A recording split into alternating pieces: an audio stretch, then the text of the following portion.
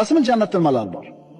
Nimalar yo'q? Kasallik yo'q, kiyimlarda chirib ketishi yo'q, o'lim yo'q, qarilik yo'q, abadiy yoshlik, ichi tashi ichidan ko'rinib turadigan xonalar, ko'z ko'rmagan, quloq eshitmagan ne'matlar, ovozi musiqa bo'lgan ohu ko'z hurlar. Salqini kengligi 100 yillik masofaga teng bo'ladigan daraxtlar. Uzunligi, kengligi 60 mil bo'lgan chodirlar.